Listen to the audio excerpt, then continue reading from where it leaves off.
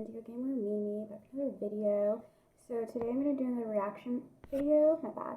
It's going to be 2 disturbing horror animations, and I just realized something. Pause. Okay guys, so I had to turn my do not disturb on. So let's get started. Oh, get you guys some snacks. Get something to relax and chill yourself with. Oh, I'm so teeny now. Okay, let's go. I was home alone one night back in my high school years. My parents were out on their weekly date night. One of those had too many at dinner and passed out in the movie theater kind of dates. Anyways, I had just returned from my evening jog. I had worked up quite a sweat in my run, so I had decided to take a cold shower and clean up a bit. My house doesn't have air conditioning, and I was quite stuffed up, so I decided to open a few windows to circulate the airflow within the house. I can remember opening a window in the kitchen, 2 windows across from each other in the living room, and 1 window in the basement. I knew I was going to be spending my evening down there That's a lot of freaking windows, just saying. watching movies since it was much cooler. I had my shower, got dressed, and went downstairs to make myself some dinner. I took my dinner down to the basement to eat. I don't recall falling asleep, but I must have passed out not too long after eating my food and lying down. When I woke up, it was dark outside. The only light being cast into the basement was from the dimly lit TV screen. I got up and walked over to the light switch that was located at the bottom of the stairs. I closed the window, then went back to turn off the TV, grabbed my dishes, and head upstairs. When I got upstairs, all the lights were off, indicating that my parents were still not home from their date. I cleaned the dishes, put them in the dishwasher, and closed the window above the sink. Just before I went to go up into my room for the night, I remember that the windows in the living room were still open. I was gonna say, what about the other, 13 windows you opened, dude?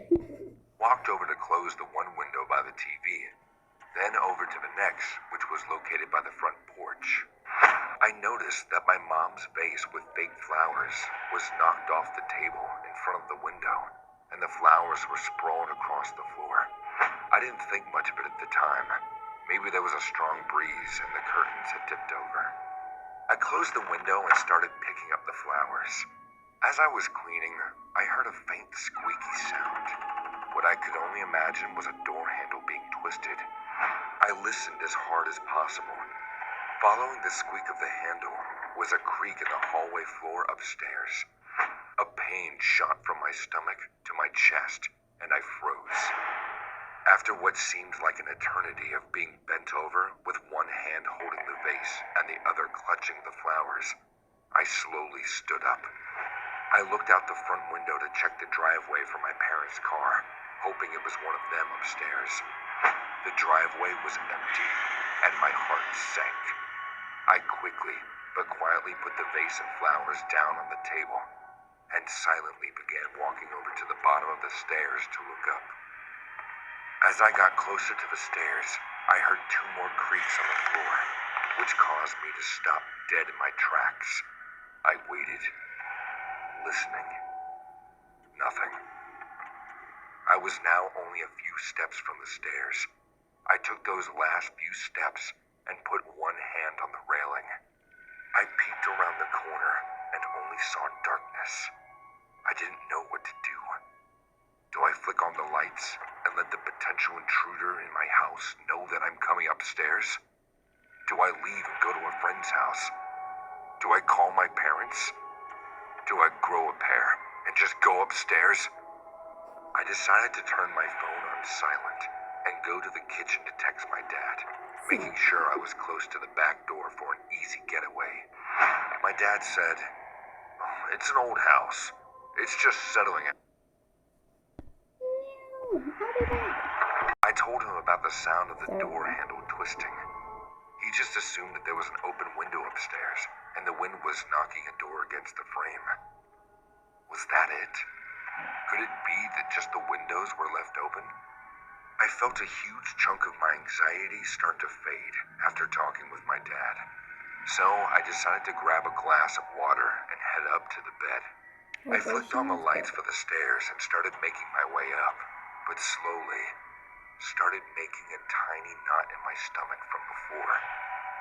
I got up to the top of the stairs and noticed that all of the doors were wide open, except for mine.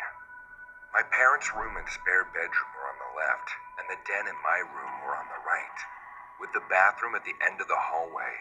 Though, as my dad had predicted, my door was cracked just enough that a breeze could be making it hit the frame.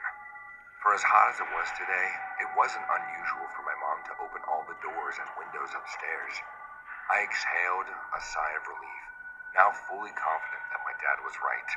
I turned on the lights in my room, did a quick look around, and walked over to my nightstand to put my water beside my laptop, then went off to the bathroom to get ready for bed.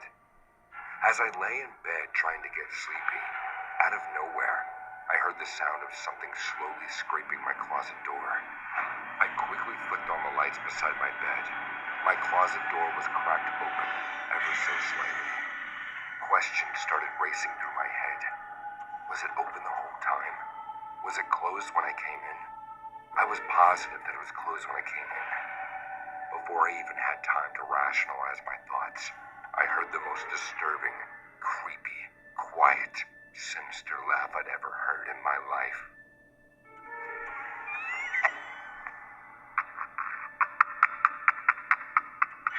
No horror movie could ever replicate the sound I just heard. As soon as I slid my laptop off my legs, the closet door burst open, and someone was standing in the closet. My clothes were partially covering their body and face. I looked closer, and there was the slickest and palest, dirtiest woman I had ever seen. For the split second that I saw her in horror, the image was burned into my brain forever. She had no shoes on her disgusting, dirt-stained feet. Her skin was sickening white with cuts, and dried blood from her face, down her arms, all the way down to her legs.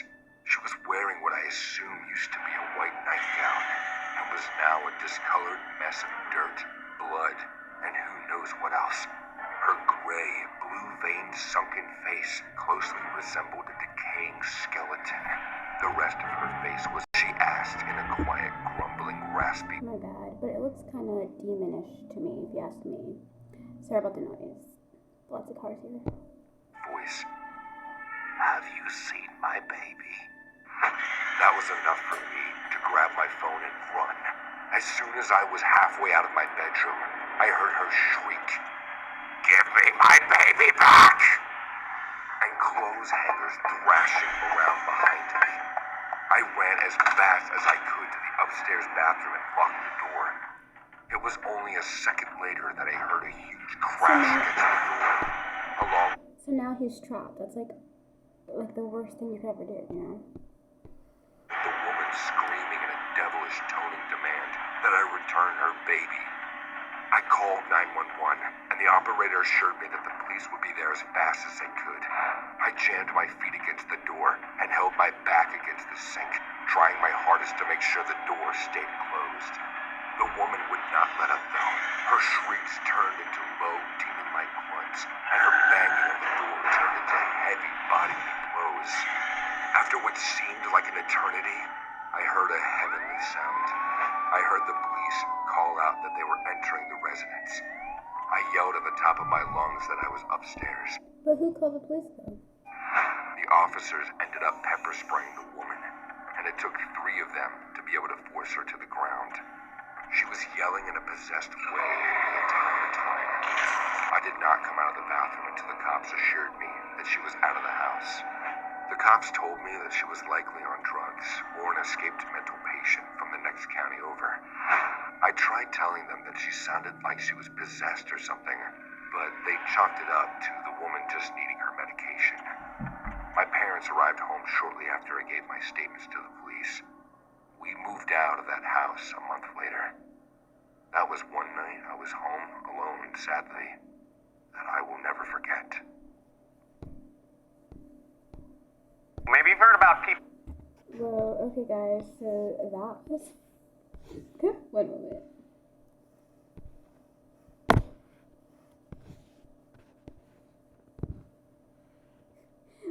Why isn't it working for me?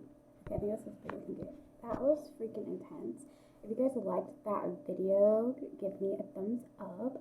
What were your thoughts on the video? Were you guys scared, or were you guys kind of knew what was happening? Did you guys expect a demon-looking old lady to be in the closet? What are your opinions? Comment below. I'm actually going to split this up into 2 parts, so I'm going to do part 2 now. Sorry about that, notifications. Yeah, stay tuned and subscribe if you guys haven't already. Oh, also, I just released last week my new single on my live. You can check it out on literally almost every major platform: Spotify, YouTube, Apple Music, Deezer.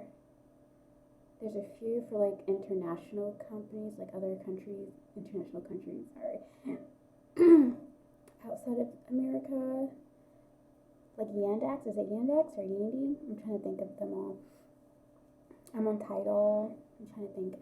Basically, search Lady MSV. Check out my music. And I would definitely love to hear feedback from you guys. And if you like, you can definitely join the family. So I'm going to end this here. Stay blessed. Stay true to who you are. And I'll see you on part 2. Bye.